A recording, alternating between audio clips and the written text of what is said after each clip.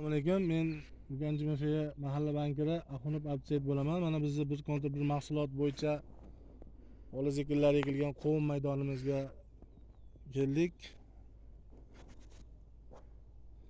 Ushbu loyiha Biznes rivojlantirish banki hamkorligida Farg'ona viloyati Bo'yda tumani Urganch Mafiya 76-kontrda amalga oshirilmoqda.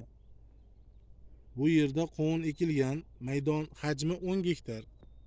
Uzunligi 360 metr, bo'yiga 346 metr.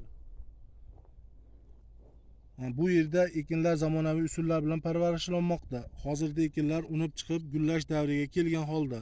Ekinlarni yetishtirish 130 kun davom etadi. Ushbu loyihaga 46 ta dehqon xo'jalik biriktirilgan. Har bir dehqon uchun o'rtacha 21 sotixdan yer maydoni to'g'ri keladi. Loyihani samarali amalga oshirish uchun lider tadbirkor Vodiy Ziyo Fayz 3/7 xususiy korxonasi biriktirilgan. Ushbu loyiha bo'yicha 1 gektarda 22 tonna, jami 220 tonna hosil olish rejalashtirilgan. Mazkur ekin yig'ishtirib olingandan so'ng ikkinchi ekinga ham yuqori daromadli ekin turini ekish orqali yer egalari daromadini yanada oshirish boriladi.